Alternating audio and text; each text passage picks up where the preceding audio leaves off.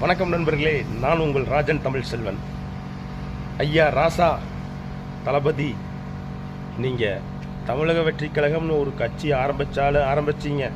இங்கே தமிழ்நாட்டுக்குள்ளே மட்டும் இல்லை, வெளியிலிருந்து எல்லாம் கதறானுங்க ஐயா. நீங்கள் கட்சி ஆரம்பிச்சுட்டு நீங்கள் வாட்டில் ஜம்முன்னு இருக்கிறீங்க ஐயா. இங்கே ஒவ்வொருத்தனும் கதறி அழுகிறானுங்க. நீ அடுத்தது உச்சா போகிறவனுங்க, உச்சா போயிட்டானுங்க ஏற்கனவே. நீ அடுத்தது உச்சா போகிற ரேஞ்சுக்கு வந்துட்டானுங்க. இந்த 50 ஆண்டு காலம் 60 ஆண்டு காலம் ஆட்சி செஞ்ச கட்சி அப்படின்னு மாறுதட்டி கொண்டு இருக்கிற கட்சிகள்லாம் இப்போ ரொம்ப கீழ்த்தரமான கட்சியில் போயிட்டானுங்க. எப்படின்னு கேட்டிங்கன்னா, கட்சியினோட தலைவர் முதல் கொண்டு அடிநிலை கடைக்கோடி பேச்சாளர் வரைக்கும் பூரா ஆபாசமாக பேச ஆரம்பிச்சிட்டானுங்க.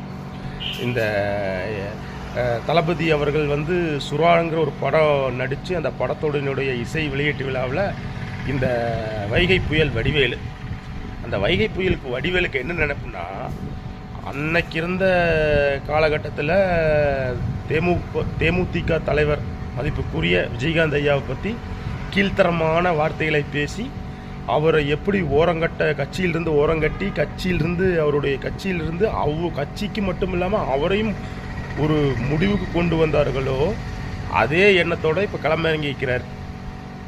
அன்னைக்கு அந்த சுறா படத்தில் பேசுகிற வடிவேலு அப்படியே எடுத்து பார்த்தீங்கன்னா, இன்னைக்கு அமைச்சர் சேகர்பாபு ஐயா அவர்கள் ஒரு பொதுக்கூட்ட நிகழ்ச்சியில் இவங்களை 3ஆம் தர பேச்சாளர்கள், இவங்க எல்லாமே திமுக காரணங்க தான், 3ஆம் தர பேச்சாளர்களாக மாற்றி கீழ்த்தரமான பேச்சுகளை பேச வைக்கிறதுல அவங்க கைதேர்ந்தவர்கள். அப்படியே எடுத்து இந்த பக்கம் வந்தீங்கன்னா, இந்த கூவத்தூர் மாமா யாருன்னு கேட்டிங்கன்னா கூவத்தூர் கருணாஸ். ஐயோயோயோயோயோயோ, அந்த ஆள் கதறு சின்ன கதையில் பூரா வகுத்தறிச்சல் பிடிச்சிட்டானுங்க. இந்த வகுத்தறிச்சல் வகுத்துக்கடுப்பு ஒன்றா பின்னாடி பிடுங்கு, இல்லைன்னா முன்னாடி பிடுங்கு. இது நிச்சயமாக நடக்க போகுது.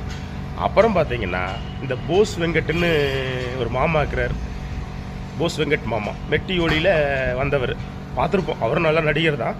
இப்போ அவர் என்ன பேசுகிறாருன்னா, தமிழக வெற்றி கழகத்தின் இளைஞர்கள் தொண்டர்கள் எல்லாம் ஒரு நடிகர்கள் பின்னாடி போகாதீங்கன்னு பேசுகிறார். இதை பேசுகிறது ஒரு நடிகர். யாருக்காக? திமுகவுக்காக ஆதரவாக ஒரு நடிகர் பேசிக்கொண்டிருக்கிறார். இப்போ திமுகவுடைய நிலைமை எப்படி இருக்குன்னு கேட்டிங்கன்னா, ரொம்ப பாவமாக இருக்குது, பரிதாபமாக இருக்குது. நம்ம கூட நினச்சோம், அறிஞர் அண்ணா சொல்லியிருக்கிறார், கடமை கண்ணியம் கட்டுப்பாடு. இந்த 3க்குமே ஒரு விளக்கணைகளுக்குமே அர்த்தம் என்னன்னே தெரியாது. பெண்களை பற்றி ஆபாசமாக பேசுறது, பெரியார் கொள்கையை வச்சுக்கிட்டு பெண்களை பற்றி ஆபாசமாக பேசுகிறாங்க. நிச்சயம் 2026 பதில் சொல்லும். தமிழக வெற்றி கழகம் வெல்லும். நன்றி, வணக்கம்.